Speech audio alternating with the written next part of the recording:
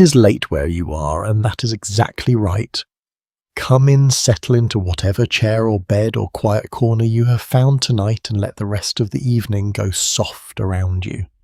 There is a story waiting, an old one, and it deserves nothing more urgent from you than your attention, and perhaps your eyes closing before it ends. Here is where it begins.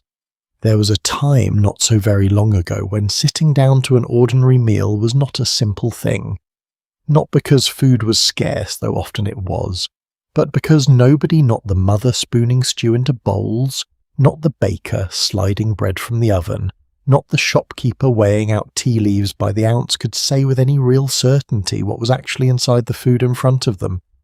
A loaf of bread might be bulked with chalk.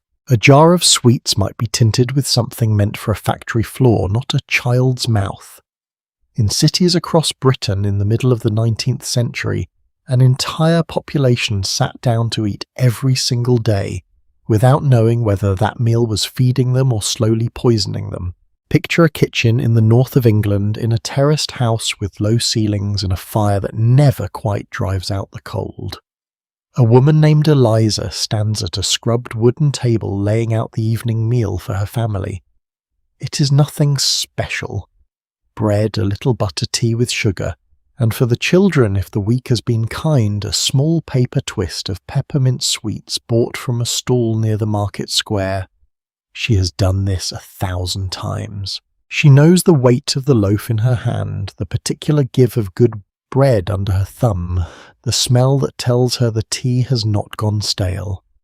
What she does not know, what she has no way of knowing, is what any of it has been touched by before it reached her table. The bread may be paler and cheaper because a baker mixed alum into the dough to stretch his flour further. The tea may owe its rich, dark colour to leaves that were used once already dried and dyed again to look fresh.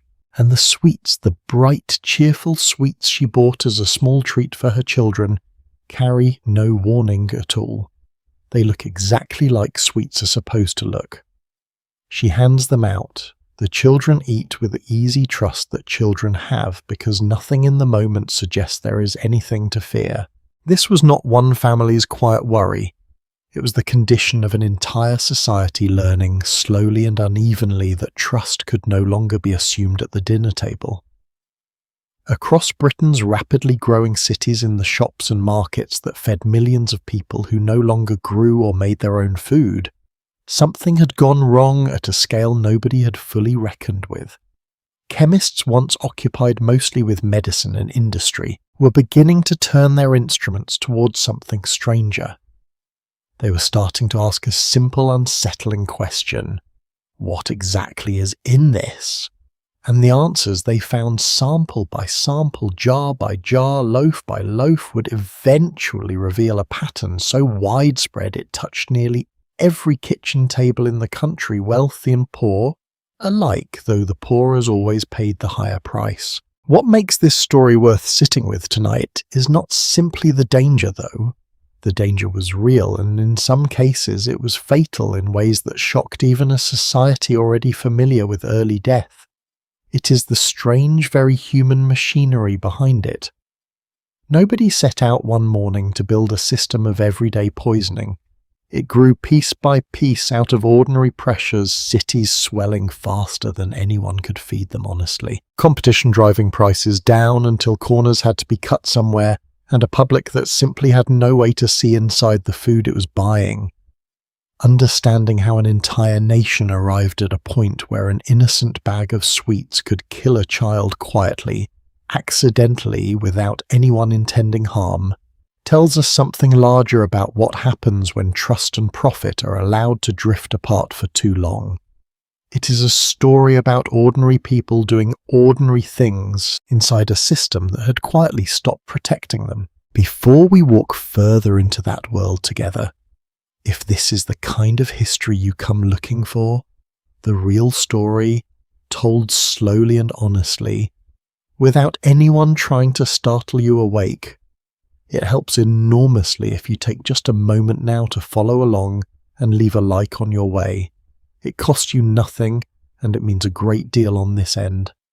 And if you feel like it, leave a comment and tell me where you are listening from tonight and what drew you to a story like this one. I read every one, and I am always a little moved by how far these stories travel to reach you.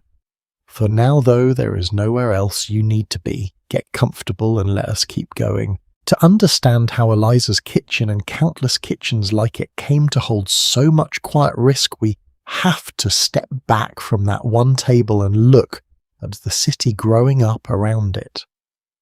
Britain in the middle of the 1800s was changing faster than almost any society had ever changed before.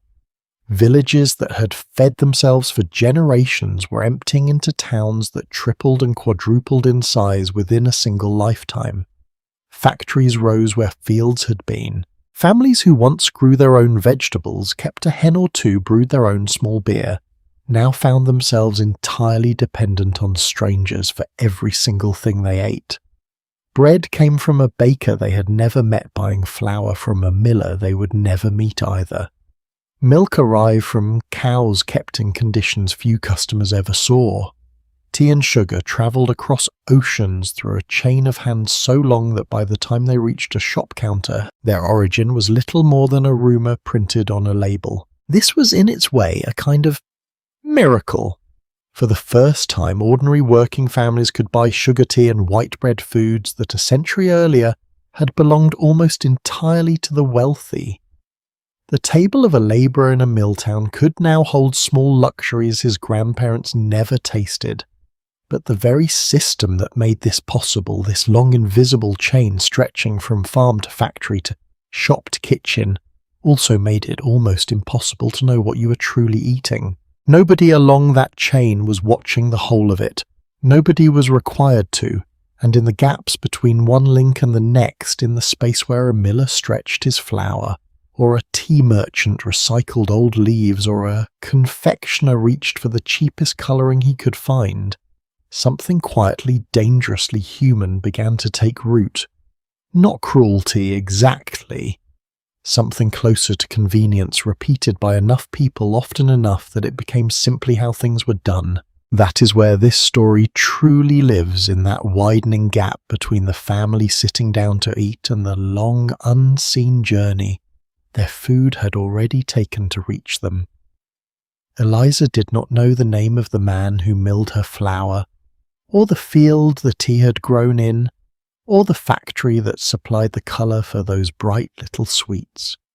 She only knew the meal in front of her and the faces of the children waiting for it. It is in that gap between what people trusted and what they could never actually see that the story we are about to follow truly begins, in the busy, hopeful, half-blind streets of a nation learning the hard way what it actually meant to feed itself. She has already met a mother and a table of ordinary food. Tonight we widen out to the city that built that table, the slow, largely invisible machinery working behind it. Manchester in the year 1800 is a market town of a few tens of thousands of people, ringed by fields small enough that most residents can walk from one edge to the other before their tea grows cold. By the middle of the century it holds well over 300,000 people, and it is not alone. Liverpool leads Birmingham, Glasgow. All of them swell in the same short span, filling with families arriving from the countryside in search of wages, drawn by mills that never sleep and by the strange magnetic promise of the city. It is one of the fastest reorganizations of human life that Britain, or perhaps any nation, had ever seen. And every single one of those new city dwellers still needs to eat 3 times a day, whether the system feeding them is ready or not. This is the part of the story that rarely gets told with any warmth, because it sounds at first like pure mechanics, supply chains, distribution, markets. But underneath the dry words is something achingly human, a society trying in real time to invent a way of feeding itself that had never existed before. For most of human history, most people ate food that came from land they could see grown or raised by people they knew by name. That closeness was not a luxury. It was a form of accountability. If the miller cheated you, you knew where he lived. If the dairyman watered his milk, your children were the ones who suffered, and everyone in the village knew it. The city broke that closeness apart quietly, and almost without anyone noticing, and it did not replace it with anything nearly as honest. Consider what it took by the 1850s simply to get a cup of tea into a cup in London. The leaves themselves travelled from plantations in China, later from India, across months of ocean voyage, changing hands perhaps half a dozen times before reaching a wholesaler's warehouse. From there, they moved to a grocer who sold them by the ounce to a customer who had no possible way of tracing that journey backward. Somewhere along that chain, at almost any point, someone could add as something or take something away, and the person drinking the tea at the end of it would likely never know. The same was true of sugar, of coffee, of the flour that became the bread on every table in the country. Distance, it turned out, was not only a matter of geography. It was a kind of fog, and inside that fog all manner of small deceptions could take root and grow. Most of what grew there, it is worth saying clearly, was not born of malice. Scholars who have studied the trade in this period generally describe three broad categories of what came to be called adulteration, and understanding them changes how we hear the rest of this story. The first kind was by the standards of the day almost harmless.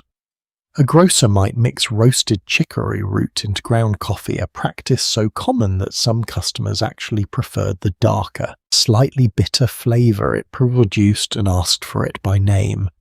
Watering down milk falls into this same gentle category, unpleasant, dishonest, but rarely dangerous on its own. The second category is where things begin to turn. Bakers padding out white bread with alum, or ground bone or plaster foods bulked up with substances the body could not properly use, foods that filled a hungry stomach without truly nourishing it. And the third category, the one this story will spend the most time inside, involves substances that were not simply cheap or indigestible, but genuinely poisonous. Copper salts, lead compounds, mercury. Ingredients that belonged in a chemist's cabinet, not a kitchen cupboard, finding their way into food because they happen to produce the right shade of green or red, or a satisfying gloss on a piece of confectionery. What makes this especially unsettling and worth sitting with for a moment is how ordinary the people doing this often were. These were not for the most part cruel men plotting harm against children. They were bakers trying to compete with the bakery 2 streets over, grocers trying to match the prices of a rival shop, confectioners trying to make their sweets catch the eye of a customer walking past 100 other stalls. In a trade this competitive, cutting corners was not seen as villainy, so much as simple survival. One small compromise stacked on another, until an entire industry had quietly normalized practices that, said aloud, would have horrified the very people committing them. There is something almost tender in that, and something deeply troubling too. It is easier to imagine a single evil hand behind a poisoned meal than to imagine hundreds of ordinary hands each making a small defensible choice that together built something far more dangerous than any one of them intended. The trade even developed its own private vocabulary, a kind of shorthand whispered between wholesalers and retailers who understood exactly what was being offered, without ever having to say the word adulterated aloud. Certain blends of tea or coffee, certain treated batches of flour were known by nicknames among the men who sold them, a quiet code that let the practice hide in plain sight, discussed in trade circles the way any ordinary commodity might be discussed. Scholars still debate exactly how widespread public awareness of these practices truly was among ordinary buyers. Some historians argue that many customers had at least a vague suspicion that their tea or their bread was not quite what it claimed to be, while others suggest that the deception ran deep enough that most families genuinely believed they were simply buying food full stop, unaware of the layer of alteration sitting quietly beneath the surface of nearly everything they purchased. What is not in dispute is the scale of it once chemists finally began to look closely. Investigations carried out in the 1850s examining thousands of food samples pulled from ordinary shops across the country found that a striking majority, well over half, contained some form of adulteration, not occasionally, not in a few disreputable corners of the trade, as something close to the norm. Imagine walking into your local shop today and learning that most of what sits on the shelves has been quietly altered from what the label claims, and that this alteration has been happening for so long that an entire generation has grown up never knowing food any other way. That was in a very real sense the condition of Britain by the middle of the 19th century. Not a scandal waiting to be discovered so much as a slow, accumulating fog that had settled so gradually over daily life that most people had simply stopped noticing it was there at all. And yet somewhere in the middle of that fog a very small number of people had begun to notice. Not loudly, not all at once, but with the quiet, persistent curiosity of people who could not quite let a strange smell or a strange colour or a strange texture pass without asking why it was there. One of them, working alone in a modest laboratory, decades before the rest of the country was ready to listen, had already started asking the question that would eventually crack this entire system open, sample by sample, jar by jar.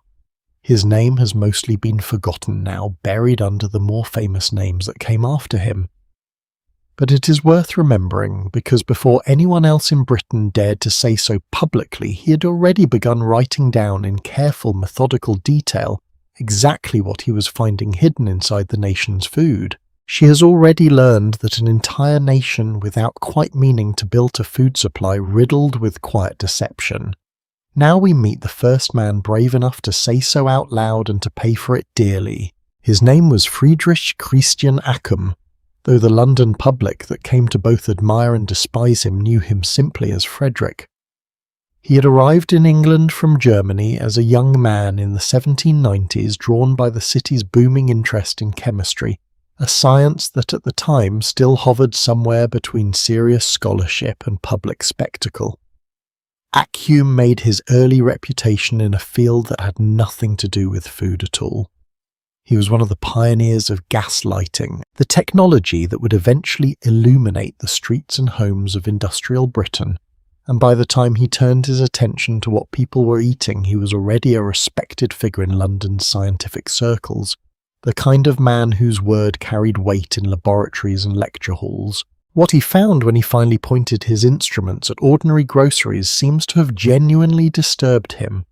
Not the mild, forgivable stretching of a product here and there, but something closer to a system quietly established across an entire trade.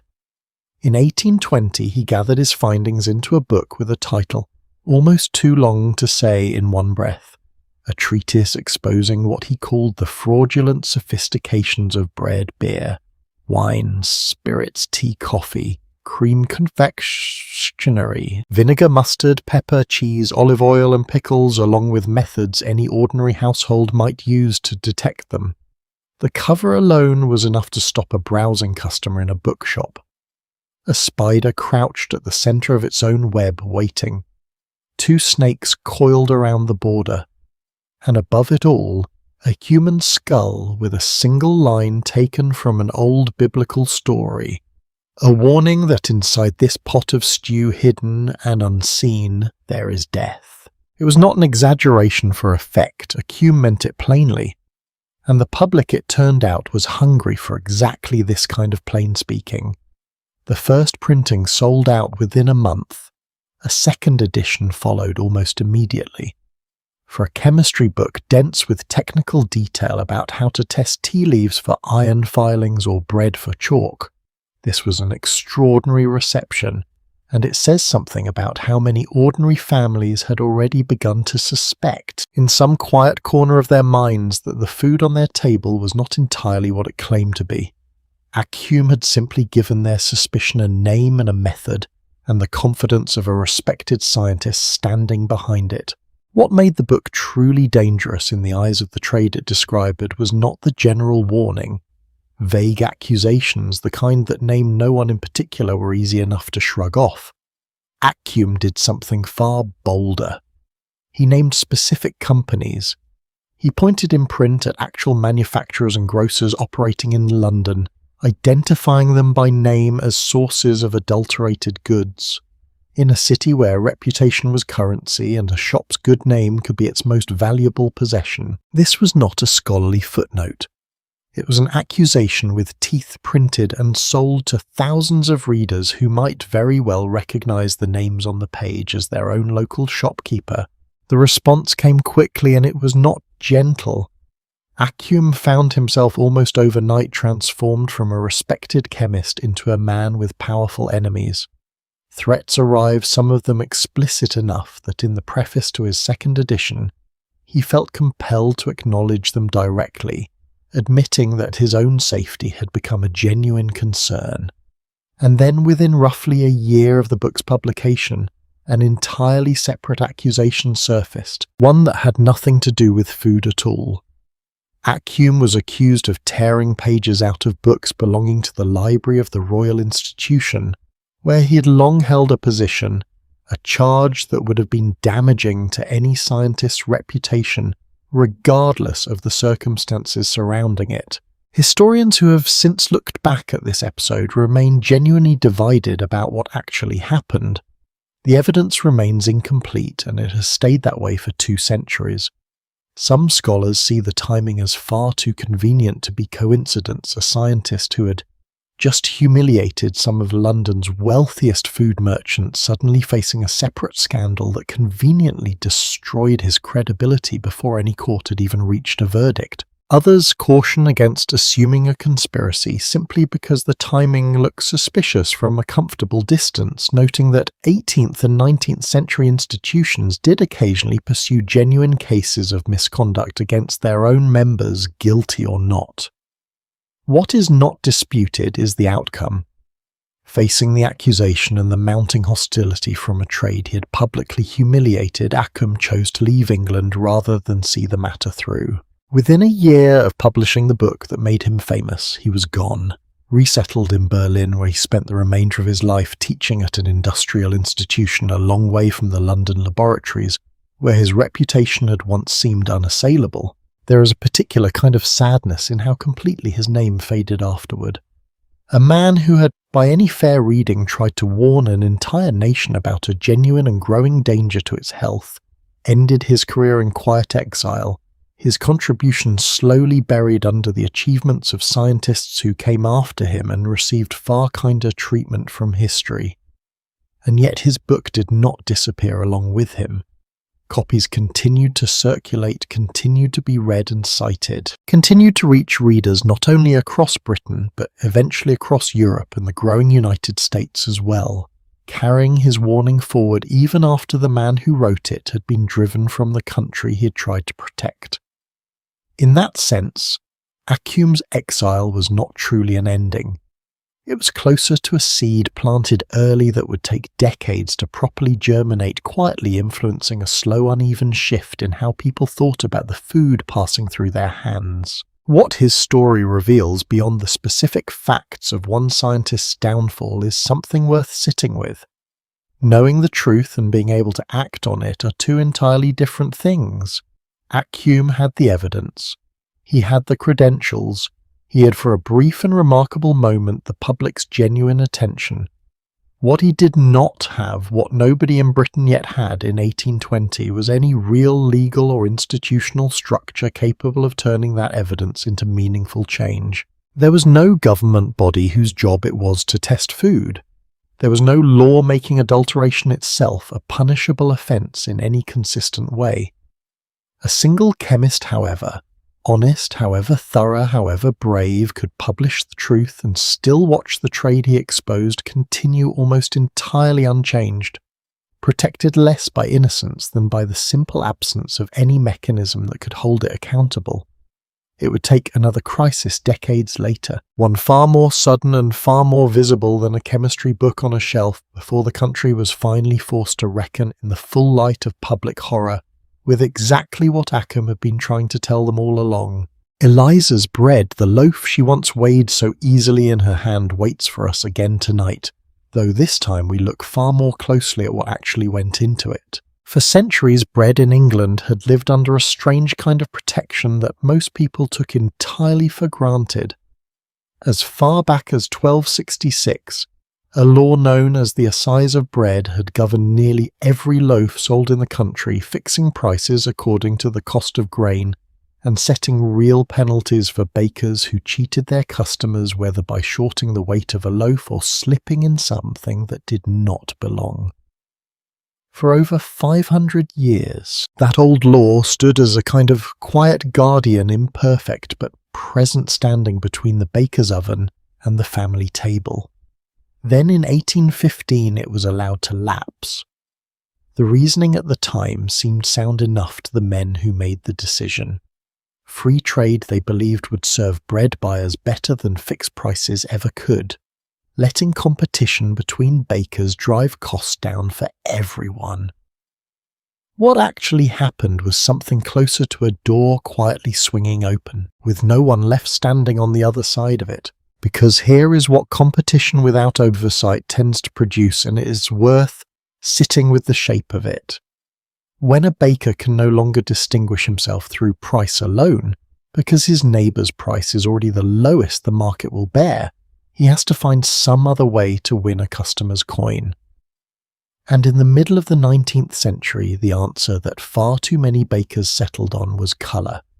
Not flavour, not freshness, but the simple gleaming whiteness of a loaf. White bread had long carried a certain social weight in England, associated with wealth and refinement, while the coarser, greyer bread made from whole grain was quietly understood as the food of people who could not afford better.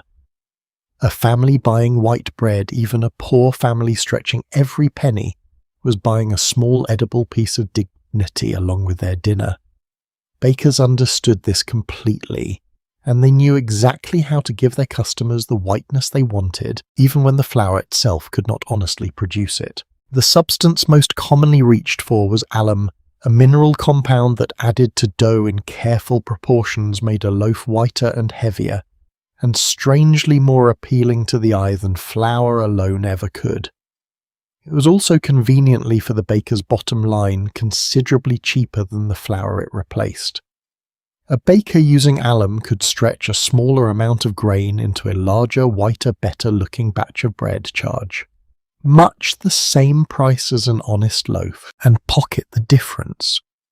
Contemporary records suggest that a typical £4 loaf in London might carry as much as 1.5 ounces of alum baked directly into it. And when you consider how much bread formed the actual daily substance of a working family's diet, often 3 or 4 loaves a week for a single household, that steady trickle of alum accumulated in the body far faster than anyone selling it seemed willing to acknowledge. Alum was not the only additive finding its way into English bread during these years. Chalk appeared in some loaves. So did plaster of Paris. In the more shameful corners of the trade, so on occasion did sawdust added simply to bulk out a loaf's weight with something that cost the baker nothing at all. None of this went entirely unnoticed. In the 1850s, a London physician named John Snow, a man who would soon become far more famous for a very different discovery, began to wonder whether the alum in London's bread might be responsible for a disease that had grown disturbingly common among the city's children. Rickets, a condition that leaves growing bones soft and bowed, was widespread across Victorian London, visible in the bent legs of children playing in nearly every crowded street. Snow published his theory in The Lancet in 1857, arguing that the alum working people consumed daily loaf after loaf, year after year, was interfering with how their bodies absorbed the nutrients they needed to grow strong bones. It was a serious claim made by a serious man, and for a time it shaped how Londoners understood the disease disfiguring their children. Here is where honesty requires us to slow down, because the full truth of this story is more complicated and in its own way more haunting than a simple villain and a simple cause. Snow himself later acknowledged that his evidence was largely anecdotal, built more on pattern and suspicion than on the kind of proof his own famous work on cholera had demanded of him.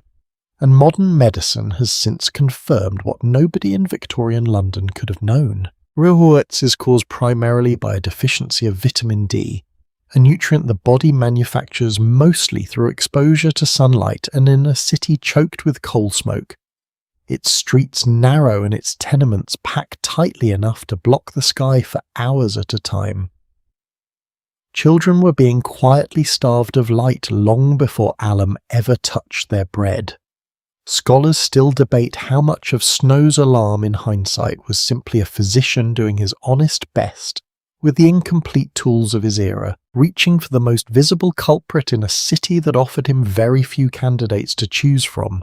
The alum was real. The bread was genuinely adulterated. But the specific disease Snow blamed it for had a different, quieter cause entirely, one hidden, not in a baker's mixing bowl, but in the very air and architecture of the city itself. And yet does that make the alum harmless? It does not. Even if it was not the true cause of the bent bones, Snow observed alum on its own was a genuine irritant, one capable of disrupting digestion, worsening diarrhea, and in young children whose bodies had so little margin for error to begin with, occasionally proving fatal in its own right. So the story of Victorian bread holds two separate truths at once, layered on top of each other the way so much of this history tends to be. A well-meaning physician chasing the wrong culprit for a real disease and a genuinely harmful substance quietly present in that same loaf causing its own separate, less visible harm. Neither truth cancels the other out. Both simply sat there together inside the same slice of bread that a mother handed to her child without a second thought, because what other choice did she truly have? There was no undoctored loaf waiting at a shop down the street. There was only bread, in one adulterated form or another, and the quiet universal trust that eating it was simply what living in a city required. What lingers thinking about it now is how ordinary the whole arrangement had become by the 1850s. Bakers were not hiding in shadows mixing alum into their dough under cover of darkness. It was, in the words of writers at the time, simply understood, a fact of urban life accepted with the same weary shrug people gave to smoke in the air or mud in the streets. An exposé published in the early 1870s would go on to warn that ingredients like these were certain to act harmfully over the long run, a caution that by then had already been true for decades without meaningfully changing what appeared in a baker's mixing trough each morning. It would take something far more sudden than a chemist's careful warning or a physician's earnest theory to finally shock the public into demanding real change. And that moment, when it came, would not arrive quietly through a bread loaf at all. It would arrive through something far sweeter sold in paper twists to children on a market day in a town in the north of England that nobody outside Yorkshire had much reason to think about until the morning everything changed. She has learned how bread quietly carried its own small dangers into a family's daily bread. Now the story turns toward something sweeter, and toward the single morning that would finally force an entire nation to look up from its dinner table and pay attention. Picture a market square in Bradford, an industrial town into the north of England, on an ordinary Saturday in October of 1858. The air smells of wool and coal smoke, the twin engines of the town's prosperity, and among the stalls selling cloth and vegetables and second-hand goods sits a sweet stall belonging to a man everyone in the area knows simply by his nickname Humbug Billy, so called for the peppermint humbugs that were his specialty and his pride. Children love his stall. It is bright and cheap and generous, the kind of small pleasure a working family can afford even in a hard week. On this particular Saturday, Billy has bought a fresh batch of lozenges from a local confectioner, unaware that anything at all is different about them from any other week. To understand what happened next, we need to understand a practice that had by this point in our story become almost mundane within the sweet trade. Sugar itself was expensive, and confectioners across the country had long since discovered that mixing a cheap, harmless filler into their sugar could stretch their profits considerably, a substance most commonly known in the trade by an odd little nickname, DAF short for a whitish powder called dolomite, itself a kind of hardened limestone dust. It bulked out the sugar without changing the taste, and it cost the confectioner almost nothing. On this particular week, the local druggist who normally supplied Bradford's confectioners with DAF happened to be ill, and the errand of measuring out the order fell instead to his assistant, a young man far less familiar with the storeroom than his employer. Reaching into what he believed was the barrel of DAF, he weighed out roughly 12 pounds of white powder and sent it along to the confectioner's workshop. What he had actually scooped from a different unmarked barrel nearby was arsenic trioxide, a substance kept in the same shop for entirely different industrial purposes and visually almost impossible to distinguish from the harmless powder it had been mistaken for. The confectioner mixed this powder into his sugar exactly as he always did, boiled it down and shaped the result into the familiar black and white striped peppermint lozenges the region knew well.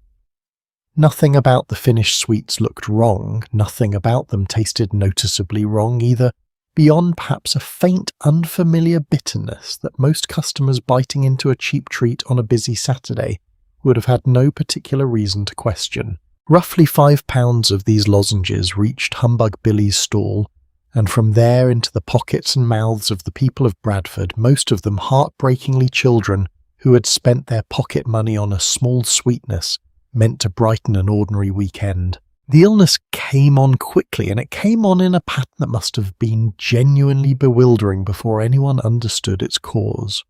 Cramping, vomiting, a burning sensation that would not ease. Within a single day, physicians across Bradford were treating dozens of patients presenting with identical violent symptoms, patients who, as it emerged, shared only one thing in common. Every one of them had eaten peppermint lozenges from the same stall. As the scale of the illness became clear, doctors sent samples of the sweets for chemical analysis, and the answer that came back must have landed like a small earthquake. These were not merely unfortunate sweets. They were in effect poison, each lozenge estimated afterward to contain something in the neighbourhood of 9 grains of arsenic trioxide, roughly twice what a lethal dose for an adult would typically require, packed into a treat sized and priced for a child. By the time the full toll of that single Saturday's trading was counted, more than 200 people across Bradford had fallen seriously ill, and something close to 20 had died, a great many of them children whose smaller bodies had almost no chance against a dose that size. It stands even now as one of the deadliest single incidents of mass food poisoning in British history.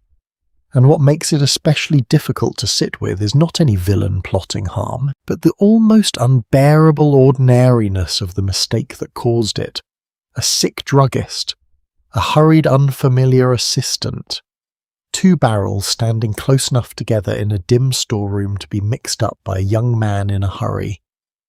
There was no malice anywhere in this chain of events, and that absence of malice is in its own quiet way more disturbing than villainy would have been.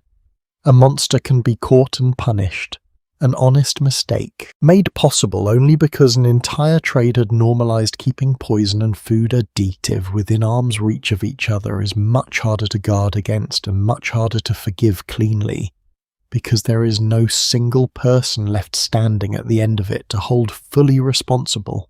And responsibility, as it turned out, proved remarkably difficult to assign in the courtroom that followed. The confectioner who had bought and used the tainted DAF was tried.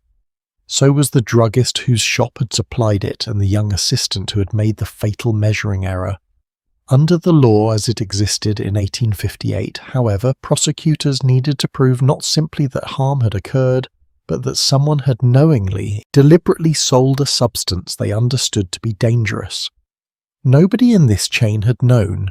The confectioner had genuinely believed he was buying DAF just as he always had. The druggist's assistant had genuinely believed he was measuring out the same harmless powder his employer measured every week.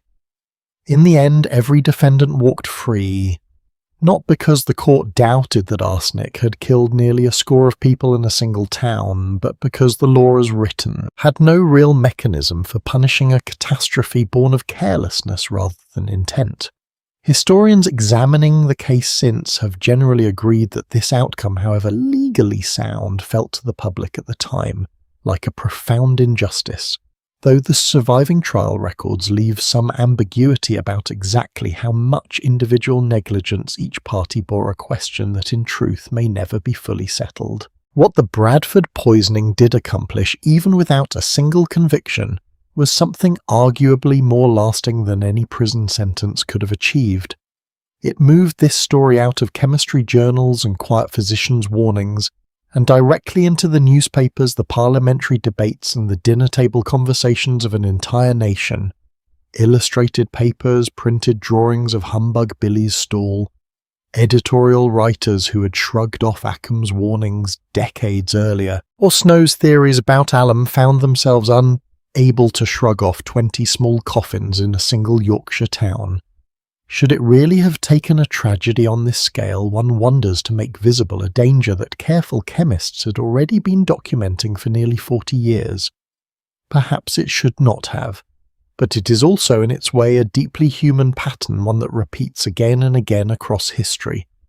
Warnings, however well documented, rarely move a society to action the way a single, vivid, undeniable tragedy can. Bradford gave the country a story it could not look away from, faces and names and a market stall everyone could picture, and in doing so it opened a door that decades of careful scientific argument had never quite managed to force. That door, once opened, would not close again easily. Within 2 years, the pressure building in the wake of Bradford would finally push Parliament toward legislation that Occam himself might scarcely have believed possible, a first imperfect attempt to make adulteration something the law could actually punish. But laws, as this story has already shown us once, are only as strong as the will and the machinery behind them, and there was still a great deal of work left to do before anyone could walk into a shop in England and trust without a second thought that what they were buying was simply honestly what it claimed to be. Now I have solid grounding for beer, tea, cheese, and confectionery adulterants beyond bread and sweets. Bradford had shocked one town into silence. Now the story widens gently to show her that Bradford was never really the exception. It was in a much smaller way simply the ordinary made visible. Consider for a moment an ordinary evening in an ordinary English home in the years just after that Yorkshire tragedy. A man returns from a long day at the mill and settles into a chair with a mug of porter, the dark, familiar beer that has closed out his working day for as long as he can remember. He has no reason to suspect the drink itself, and yet if a chemist of the period had been able to examine that particular jug, there is a fair chance it would have revealed something stranger than simple malt and hops. Brewers across the country had for decades been quietly enriching their porter with a substance called Cocculus indicus, the dried berry of a plant native to India, prized in the trade for one peculiar property. It contained a poison called picrotoxin, related distantly to the more infamous strychnine, and in small, carefully measured doses it gave weak, thin beer a heavier, more intoxicating punch than the alcohol alone could ever provide. Drinkers who felt unusually affected after only a pint or two rarely blamed the brewer. They simply assumed the beer was strong, never suspecting that what they were feeling was closer to a mild narcotic than to honest ale. The brewing trade had in fact developed something close to a convenient shortcut for anyone wanting to adulterate their beer without sourcing each poison separately. Wholesale suppliers sold a premixed compound known in the industry as bittern. A single package combining copper's extract of Cocculus indicus and a handful of other bittering agents sold openly enough that a brewer needed only to know the right supplier's name. One brewing manual from the middle of the century, written frankly for tradesmen rather than the public, admitted with startling honesty that these substances, however alarming they might sound to an outsider, were simply considered necessary if a brewer wished to keep the flavour and appearance customers had come to expect. It is a small telling detail that an entire trade guide could speak this openly about poisoning its own customers' beer not as confession but as professional advice. Tea suffered its own quiet transformation on its long journey to the English cup. Poorer households unable to afford the genuine leaf at full price often bought what the trade euphemistically called cheap tea, which in a distressing number of cases contained little or no actual tea plant at all. Used leaves already brewed once in a wealthier household or a coffee house were sometimes collected dried and treated to look fresh again, boiled with copperas and, in some genuinely startling accounts from the period, even mixed with sheep's dung to restore a dark, appetizing colour before being dyed a final time with substances such as Prussian blue or a copper compound called verdigris. Whether this particular practice was as widespread as contemporary journalists claimed remains a point some historians still debate, since sensational exposes of the period had their own commercial reasons to alarm readers. But the core practice of recolouring exhausted leaves is confirmed across enough independent sources to leave little doubt that some version of it was genuinely common. The colours themselves, in fact, deserve a moment of their own, because colour was where some of the era's most dangerous choices were made, almost always in the name of simple beauty. A wedge of Gloucester cheese owed its warm, healthy-looking red rind in more than a few dairies to red the same toxic pigment once used in paint. Mustard achieved its bright, appetizing yellow with the help of lead chromate, a compound that also found its way into snuff. Confectioners reaching for a vivid green sometimes turned to copper arsenite, a substance whose very name should have been warning enough, while a rich red on a piece of candy might come from vermilion built from mercury sulfide. None of these choices were secret in the sense of being hidden from the trade itself. They were industry knowledge passed from one manufacturer to another, the way any trick of a craft is passed along. Entirely divorced, it seems, from any serious reckoning with what these substances actually did inside a human body over months and years of steady cumulative exposure.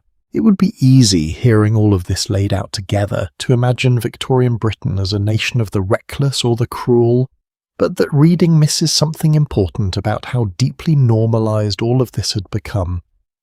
A single Cornhill magazine essay written not long after the Bradford tragedy described adulteration as a kind of persistent monster that no single law could fully slay, one that would go right on tinting cayenne pepper with red lead and lacing children's sweets with poison long after Parliament had finished congratulating itself on new legislation.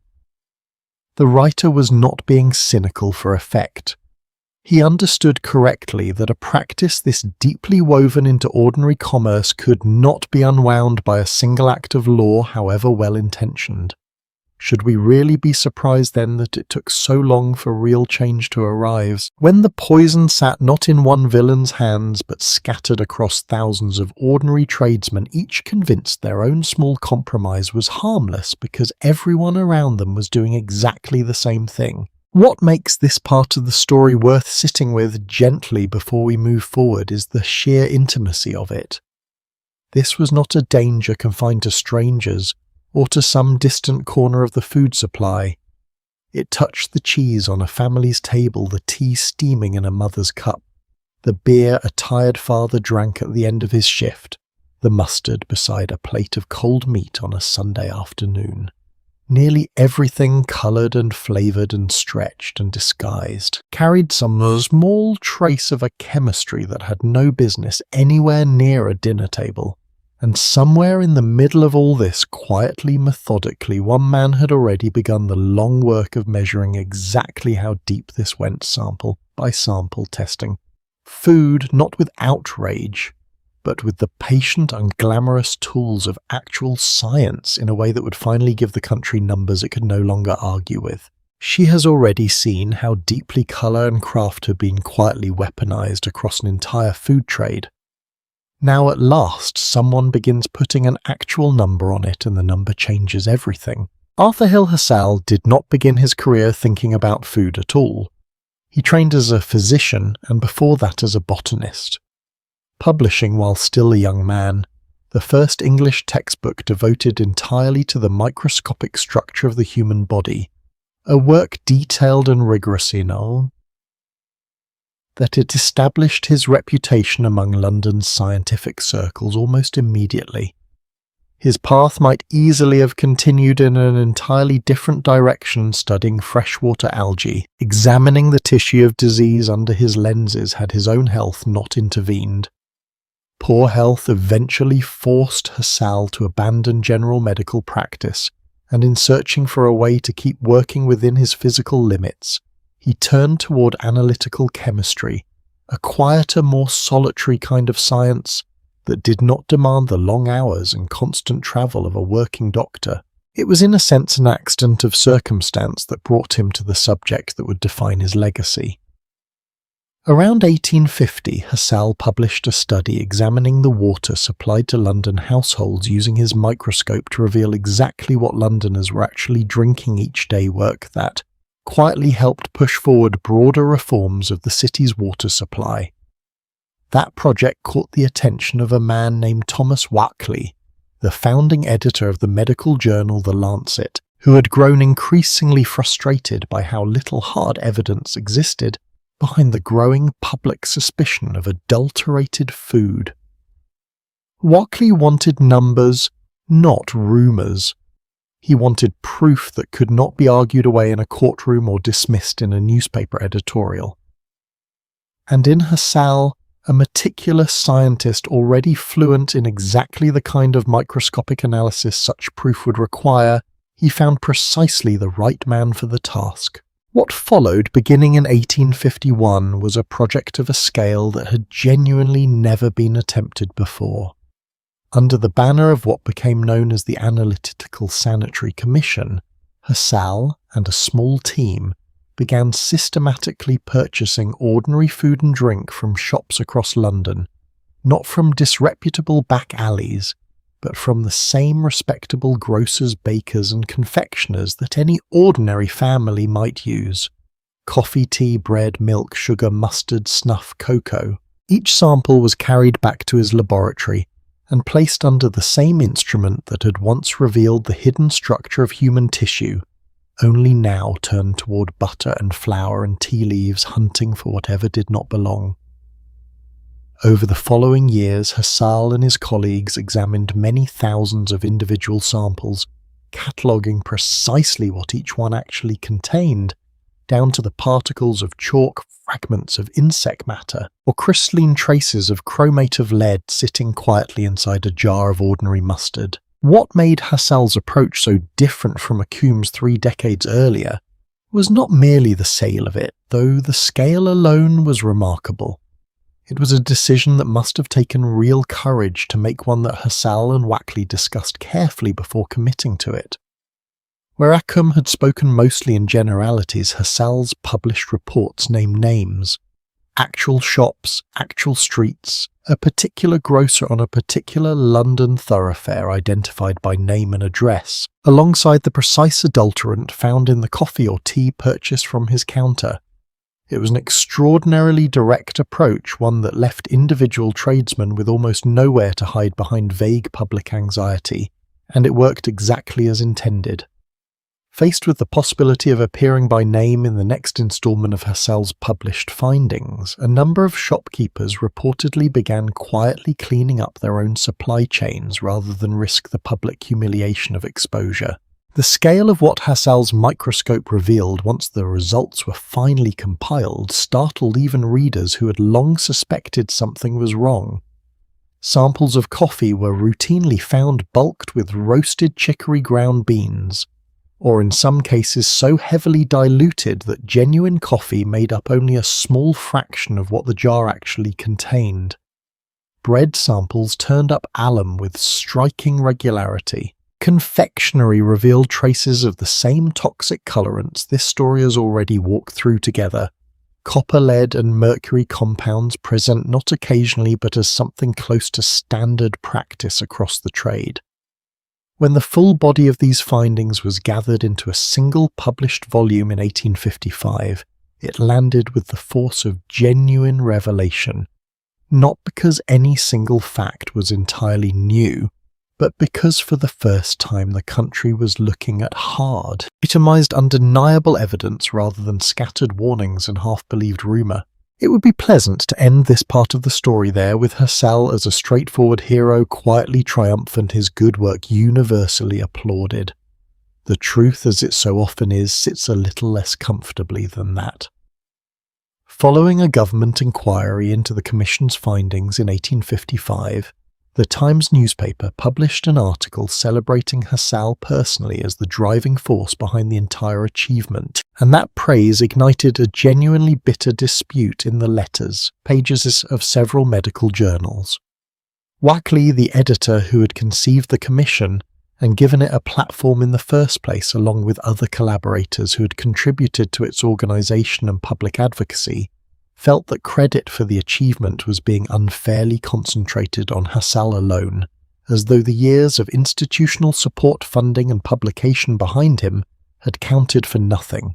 Historians examining the episode since have never fully settled the question of whose contribution mattered most, and the argument reveals something quietly true about most meaningful historical achievements, that they rarely belong to one solitary genius working entirely alone. However much later retelling likes to simplify the story down to a single name and a single microscope. Whatever the precise balance of credit, the practical effect of the Commission's work was undeniable, and it reached considerably further than a courtroom verdict ever could. Where Hume's book had been read and discussed, and then over the following decades largely forgotten, Hassal's itemised address-by-address evidence became genuinely difficult for Parliament to ignore. It provided exactly the kind of concrete, irrefutable documentation that lawmakers had lacked in earlier decades. The difference between a general sense that something might be wrong and a 500-page catalogue proving precisely how wrong shop by shop, sample by sample. Is it fair to say that one man's microscope, however skillfully wielded, could finally succeed where decades of earlier warnings had failed? Perhaps not entirely fair, since Hassal worked within an institution, a moment and a public mood that Hume simply never had access to 3 decades earlier. But it is fair to say that his patient, unglamorous cataloguing of ordinary groceries gave reform something it had never possessed before: evidence specific enough and public enough that it could no longer be quietly set aside. What remains almost tender about Hassal's story, looking back on it now, is how unremarkable the actual daily work must have looked from the outside. No dramatic confrontations, no public trials of his own. Simply a man in a modest laboratory bent over a microscope day after day, working through sample after sample of ordinary food that families across London had already eaten 1,000 times without a second thought.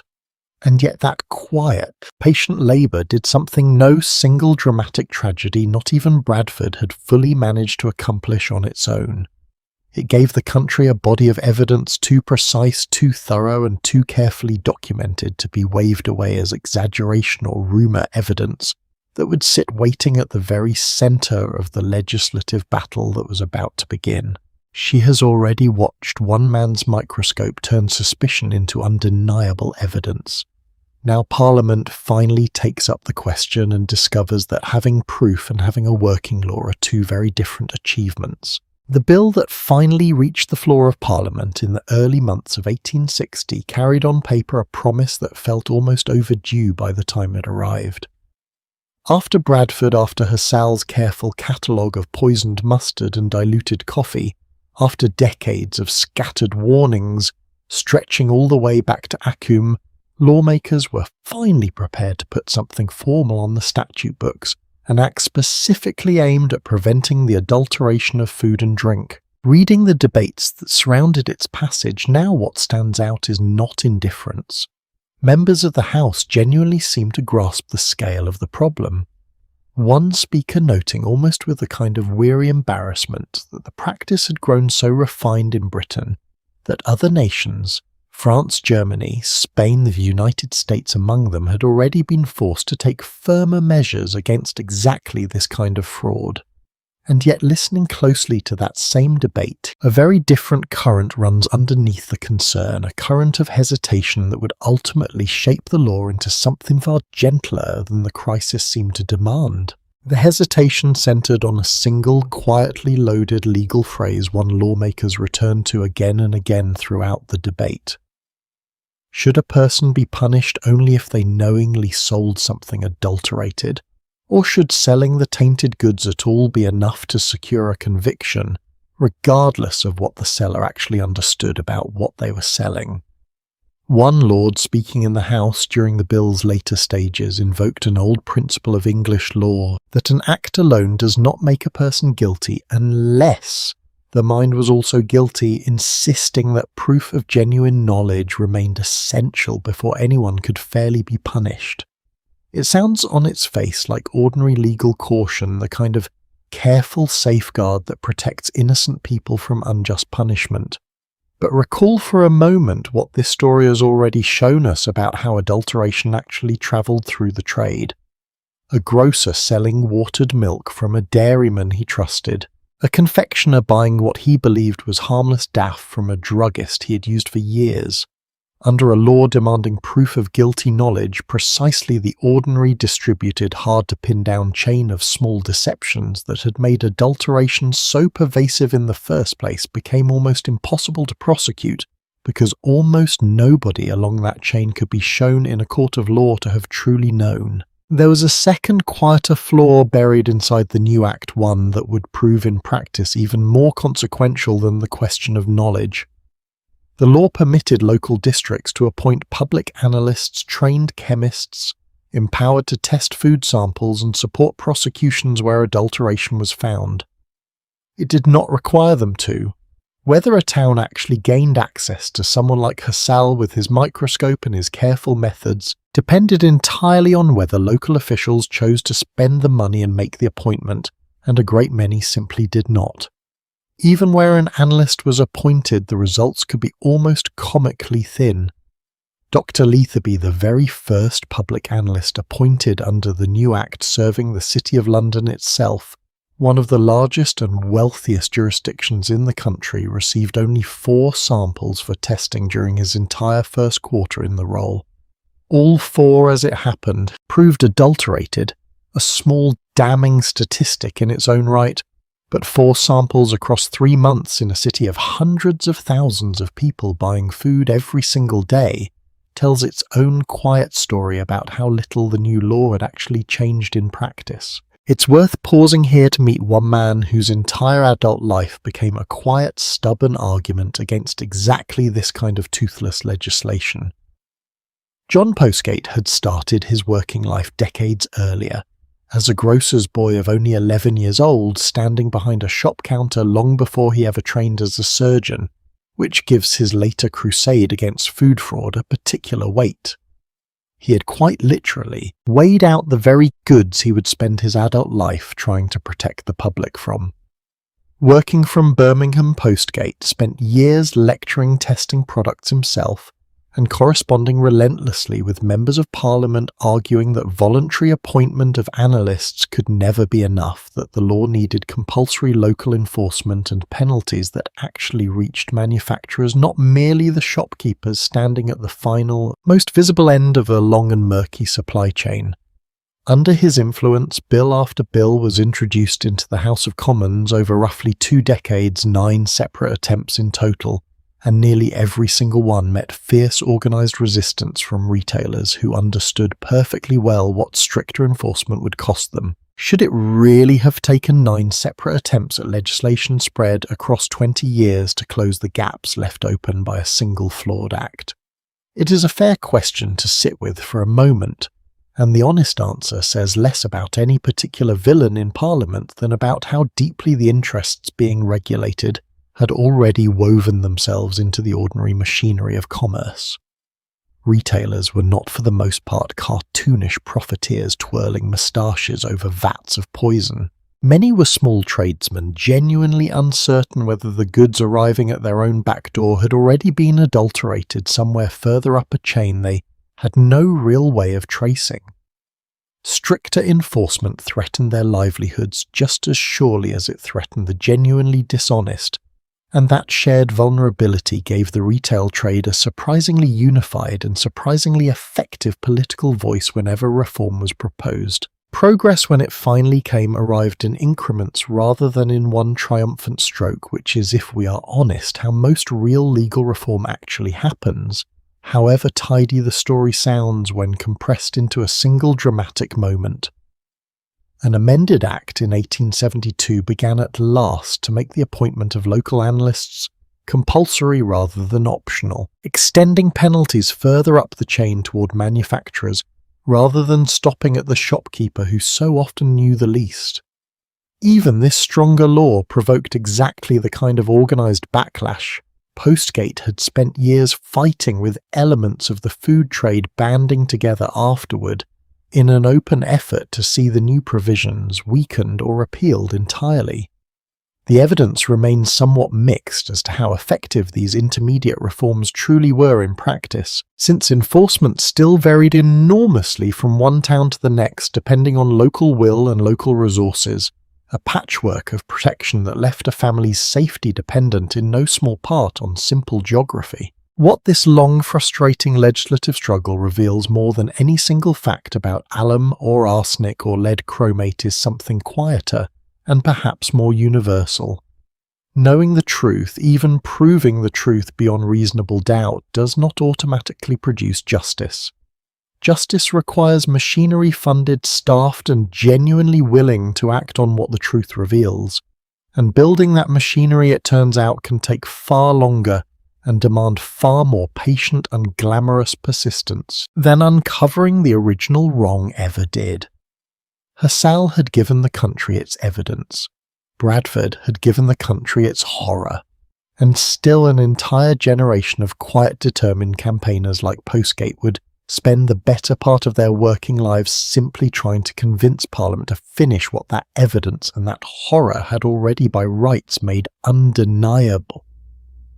The story does not end there, though, because somewhere in the middle of all this legal wrangling, ordinary families were still living the daily consequences, a slower, quieter toll that rarely made headlines, the way Bradford had, but that shaped entire childhoods just the same. The law had finally begun to move, however slowly, however reluctantly. But laws take years to close their gaps, and somewhere in the middle of that long legislative labour, ordinary families kept living the daily consequences their evidence could only measure after the fact. Of everything eaten and drunk in a 19th century English household, nothing carried quite the same quiet, unavoidable risk as milk. Bread might be adulterated, but bread was baked, and baking killed at least some of what should not have been there. Milk arrived raw straight from the cow, and in the growing cities that cow was very often kept in conditions no customer ever saw and would have been horrified to witness. Dairies squeezed into the crowded back streets of industrial towns, animals standing for most of their lives in cramped, poorly ventilated sheds fed on whatever cheap fodder was available. Sometimes, if we look across the ocean to a strikingly similar American practice of the same period on the waste mash left over from distilling whiskey, a diet that left the cows themselves diseased, their milk pale, thin, and already faintly tainted before a single adulterant had ever touched it. Even honestly, kept milk in a city without refrigeration spoiled within hours of leaving the udder, especially on a warm summer afternoon, as it travelled in open buckets through crowded streets on its way to a customer's door. This single simple fact of spoilage set off a chain of decisions that, looking back now, feels almost unbearably tragic in its ordinary good intentions.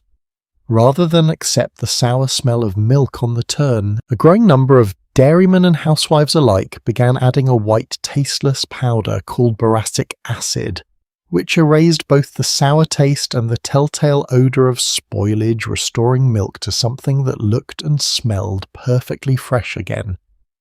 It was not at the time seen as a dangerous trick.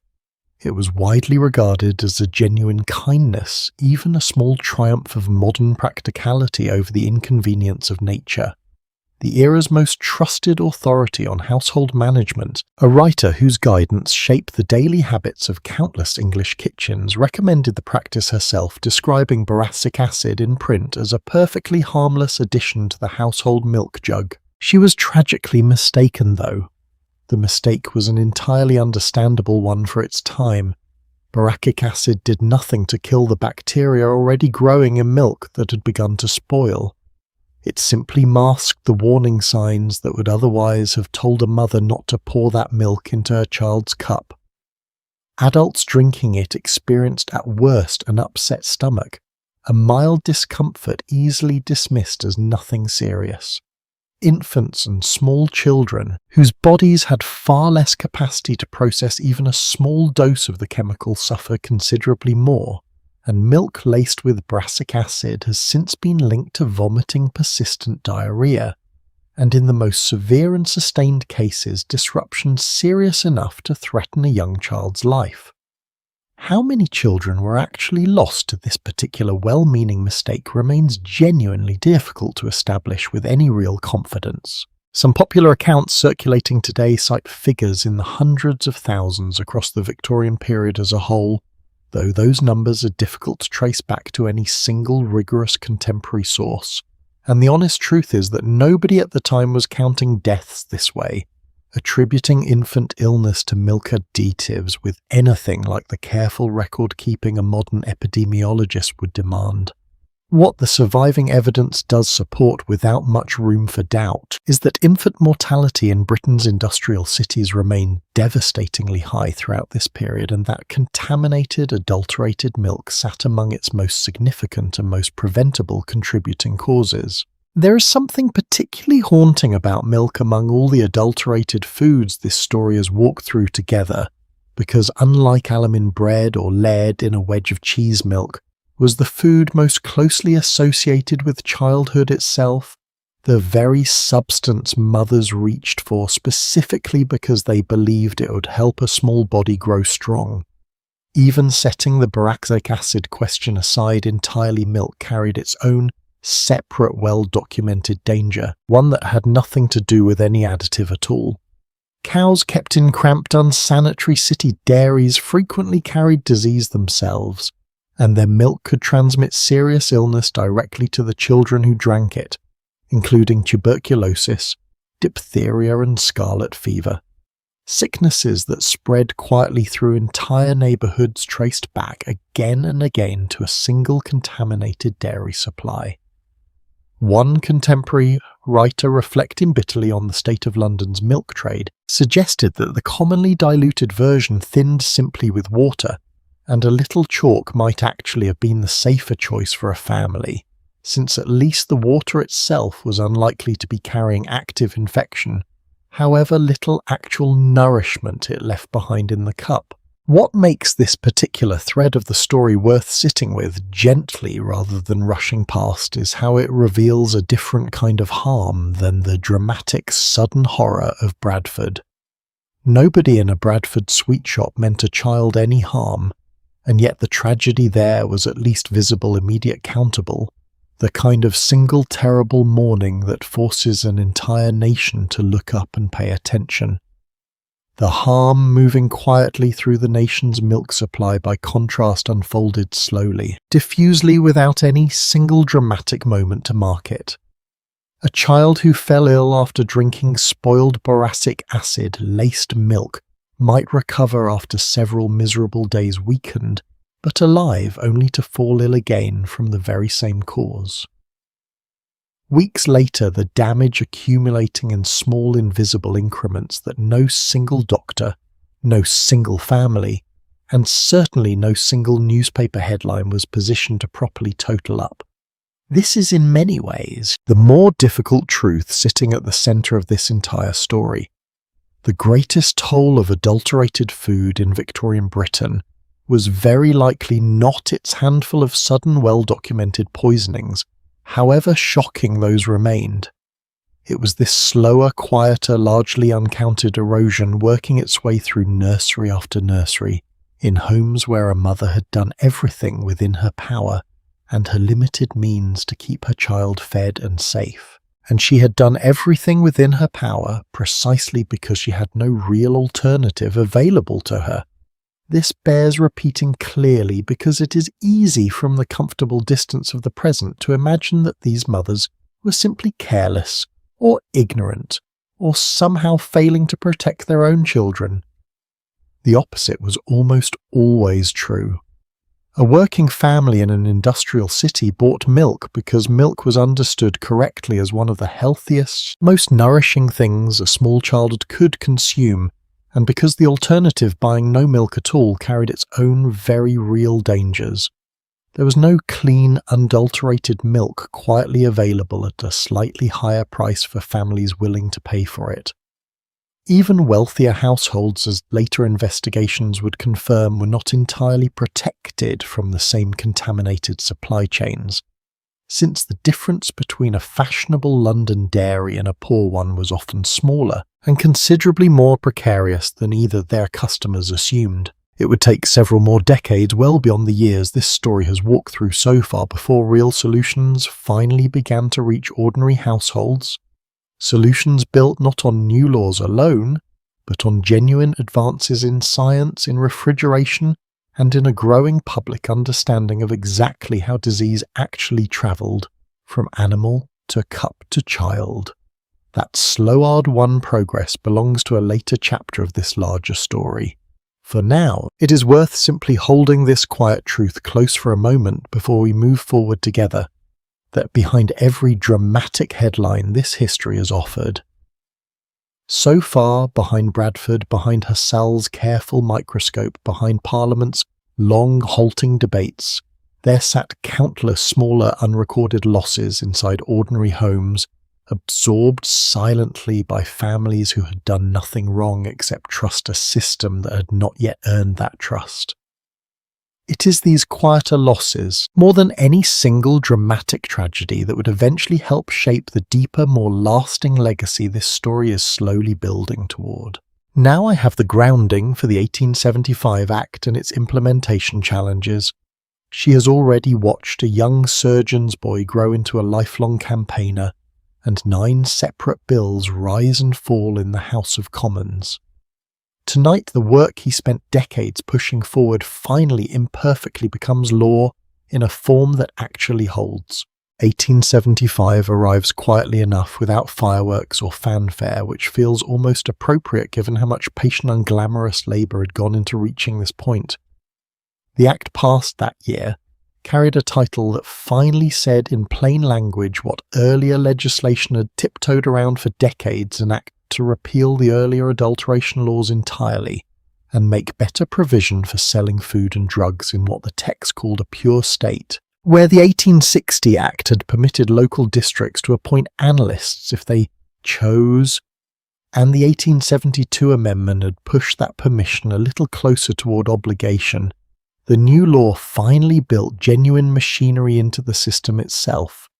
Medical officers, inspectors of weights and measures, even ordinary police constables working under local authority direction were now formally empowered to purchase samples of food directly from shops, exactly as Husserl himself had once done alone with his own modest funds, only now with the full backing of the state behind them.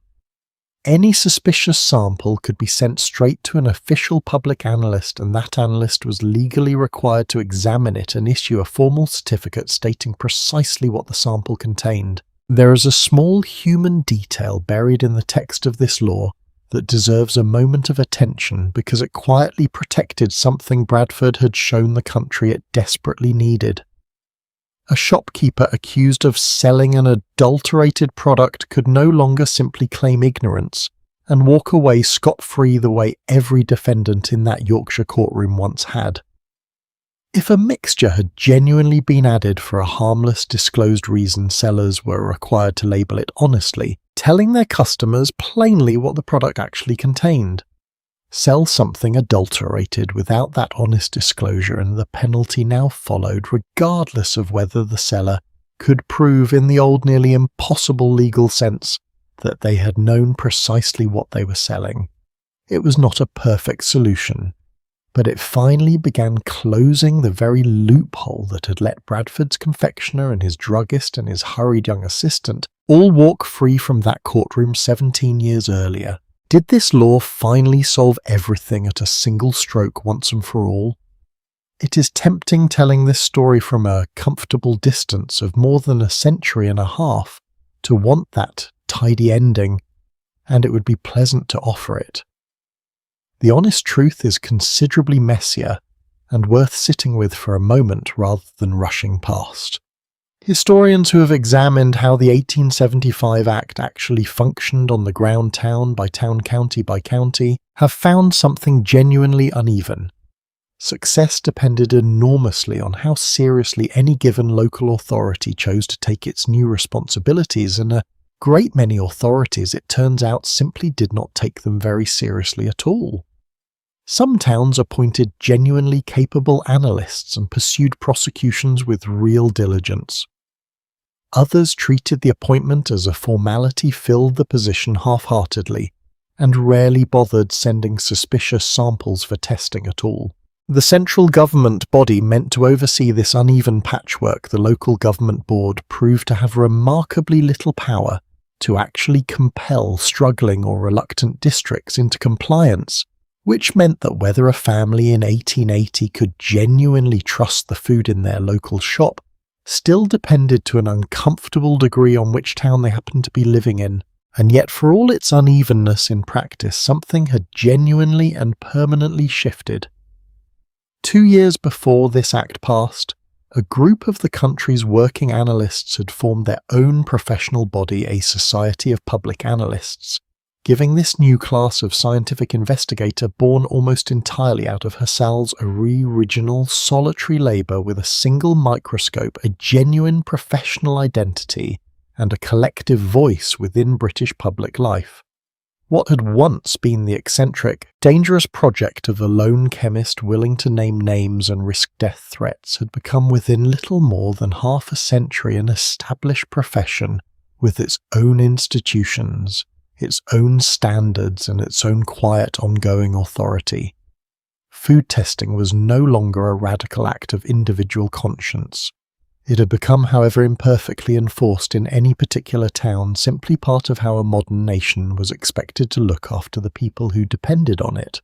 The language written into that 1875 Act, in fact, proved remarkably durable, more durable perhaps than anyone drafting it that year could have fully appreciated.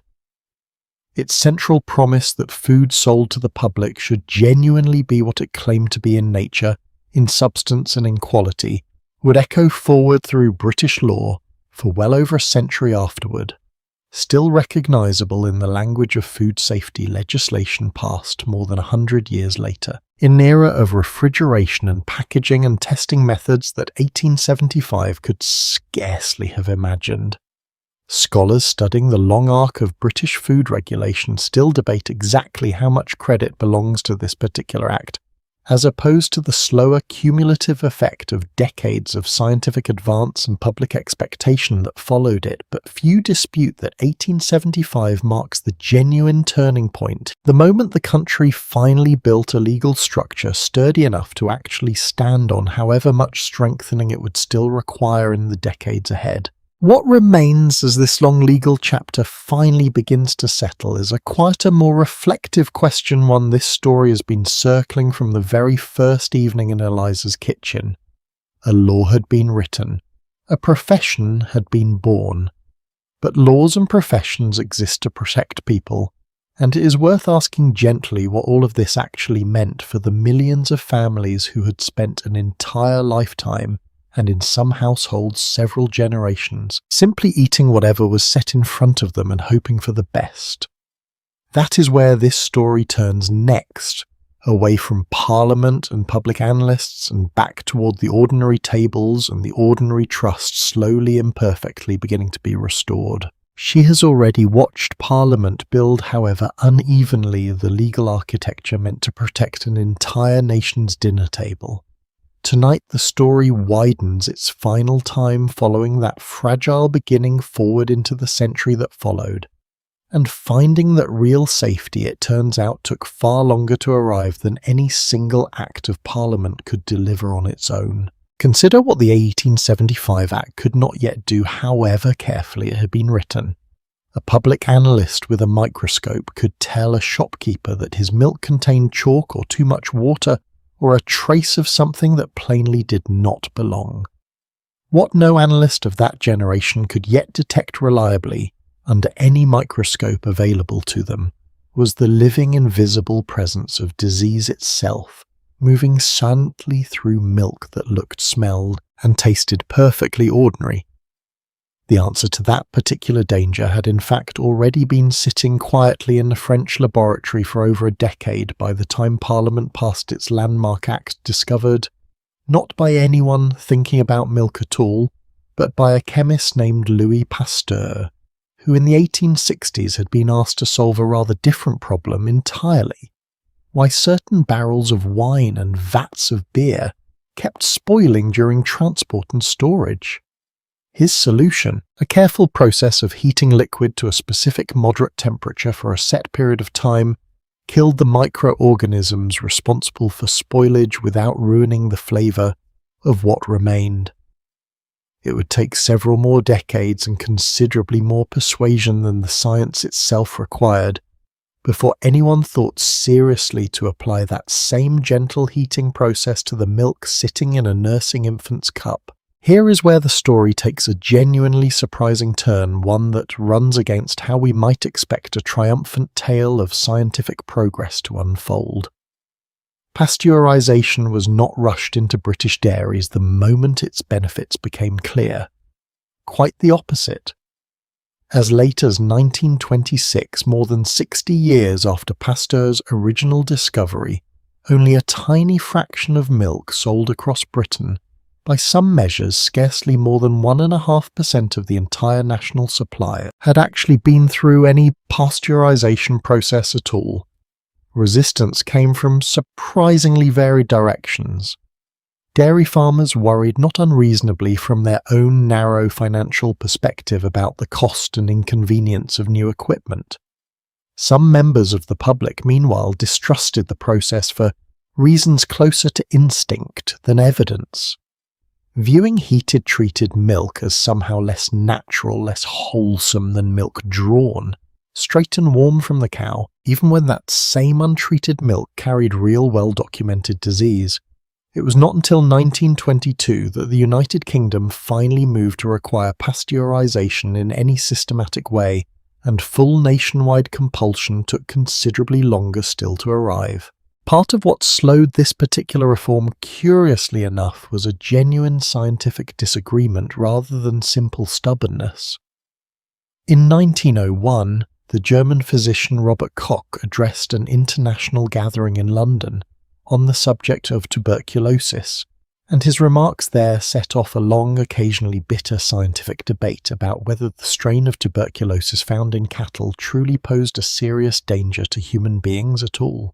A dedicated royal commission spent years investigating the question with genuine scientific rigour, eventually publishing findings that firmly identified infected milk as a leading cause of a particularly devastating non-lung form of tuberculosis, one that struck children with especially cruel frequency. And still remarkably, opposition to this conclusion persisted for decades afterward among segments of the dairy trade and the general public alike.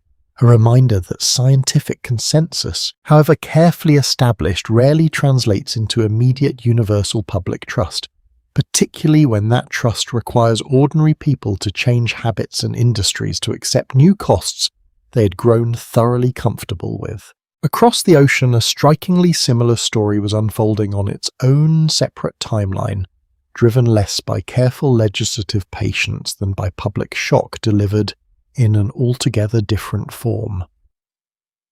In 1906, the American writer Upton Sinclair published a novel intended, in his own words, to move readers towards sympathy for the exploited immigrant labourers of Chicago's meatpacking industry. What actually captured the American public's horrified attention instead was his unflinching, visceral description of the meat itself, the filth and contamination lurking behind the polished counters of the nation's largest food producers. Within months, the American Congress had passed its own Pure Food and Drug Act, giving birth to the federal agency that Americans today know simply as the FDA.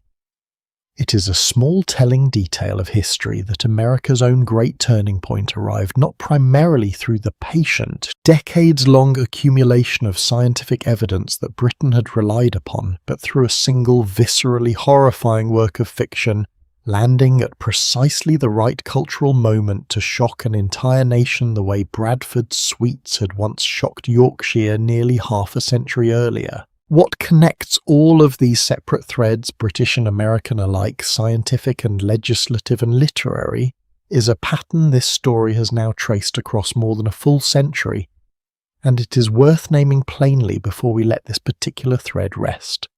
Real lasting safety around something as intimate and universal as food has almost never arrived through a single decisive moment, however dramatic that moment might feel in the retelling. It arrives instead through an uneven, halting accumulation, one honest chemist willing to risk his own safety, one microscope patiently cataloguing thousands of ordinary grocery samples one tragic morning in a market town too vivid and too human to be quietly forgotten. One imperfect law slowly strengthened by the law that follows it. One scientific discovery sitting unused for decades until public trust and political will finally catch up to what the laboratory had already proven true. Should we find that pace frustrating, looking back at it now from the comfort of a modern kitchen, where nobody thinks twice about the safety of a glass of milk? Perhaps in a small way we should, and yet there is something quietly hopeful buried in that same slow, uneven pattern too. Because it means that change, however long delayed, however many setbacks and false starts along the way, does eventually arrive, carried forward by exactly the kind of patient, largely unglamorous persistence this story has spent so many hours honouring together tonight. By the middle of the 20th century, the world Eliza once lived in, where nearly every meal carried some small hidden risk, where bread might be bulked with alum, and milk might carry disease, and a child's sweets might, through nothing more than a terrible clerical mistake prove fatal, had genuinely substantially receded. Not vanished entirely, and certainly not everywhere at once, since food safety remains even now an ongoing project rather than a finished achievement in any nation on earth. But the basic quiet trust that Eliza's grandchildren and their grandchildren after them could eventually place in an ordinary loaf of bread or an ordinary glass of milk without a second thought, without the faintest flicker of fear crossing their mind, at the dinner table represents something genuinely hard-won, built patiently across more than a century by chemists and campaigners and grieving parents and stubborn members of Parliament, most of whose individual names have long since faded from memory, even as the safety they fought for quietly persists in kitchens across the world today. That is where this long story finally begins to rest, not with a single triumphant ending, but with a slow gathering sense of arrival, the kind that comes only after walking the full distance alongside the people who lived it. There is one last image left to leave with you tonight, one final quiet thought. This whole evening has been slowly building toward, and it is there waiting in the very last moments we will spend together. One detail from that Bradford night saved for last closes this story more gently than any summary could. After the sickness had already begun, after doctors had already started connecting the illness to a single sweet stall in the green market, the town of Bradford did something worth remembering, long after the trial and the acquittals and the legislation that followed.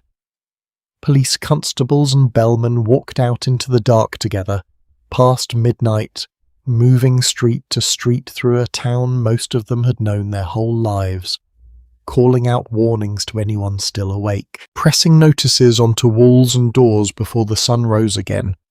Nobody had ordered a citywide alarm.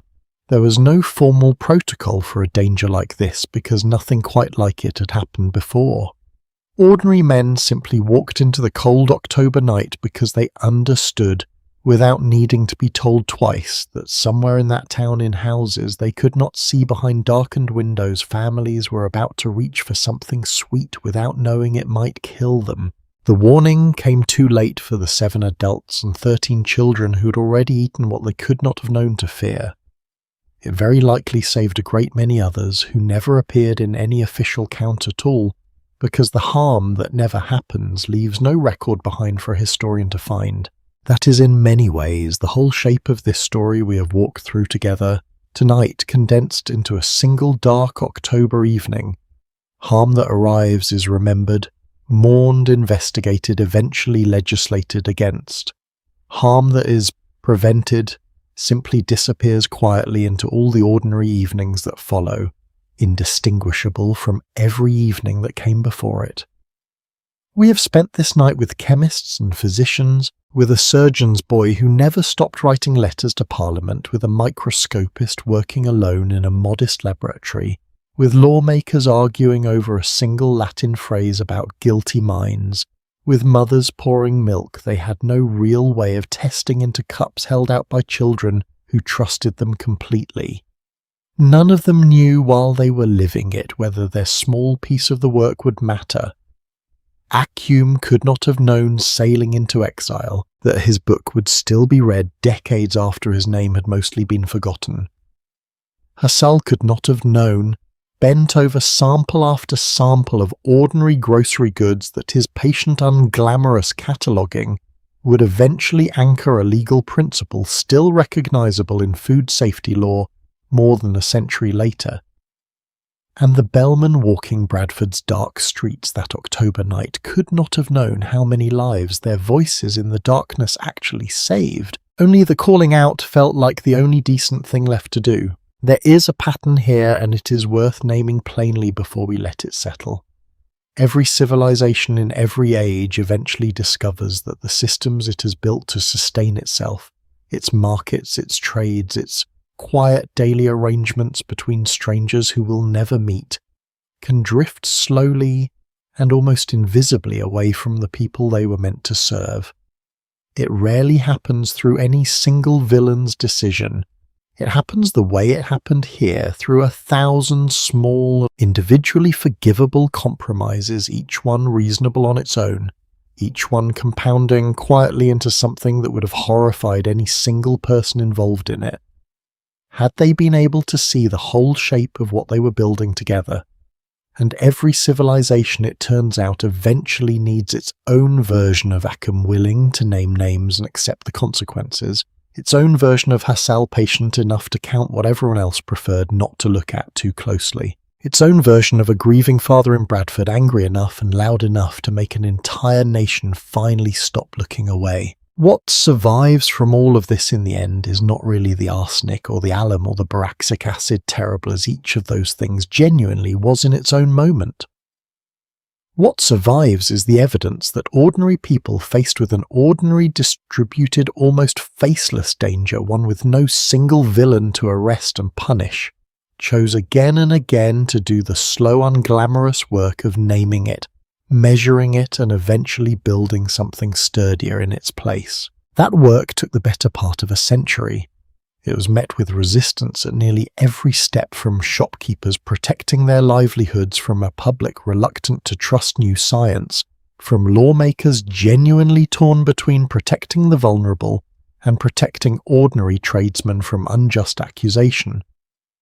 And still, step by uneven step, it happened.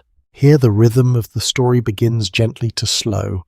Somewhere in a house that no longer stands in a city that has long since rebuilt itself, many times over a woman once laid bread and tea and a small paper twist of sweets on a table for her children, trusting a system that had not yet earned that trust. She could not have known what any of it truly contained. She fed her children anyway, because that is simply what mothers do in every century with whatever they've been given to work with. Somewhere else, further along that same unbroken thread of years, another mother pours milk into a cup without a second thought, without fear, without needing to wonder what unseen hand might have touched it before it reached her table. That second mother's peace of mind was not an accident of history. It was built slowly, deliberately by strangers she will never know existed. A chemist who lost his home for telling the truth. A surgeon who spent a lifetime cataloguing what other people preferred not to see. A grieving town that walked its streets in darkness to warn its neighbours of a danger that had already taken more than it should have. History does not offer many clean endings. This one does not either, not really. Food safety even now remains a project still being built, imperfect, uneven, tested again by every new generation that inherits it. But something did change. Something real and lasting grew out of all that ordinary suffering quietly enough that most of us never think to thank the people who built it. Somewhere tonight in the kitchen, much like Eliza's once was, someone is pouring milk for a child who will never know to be afraid of it. That in the end is what all of this was for. The house is quiet now. The story is finished. Somewhere far away and long ago, a table is being cleared, the last cup washed, the candle put out. Sleep well.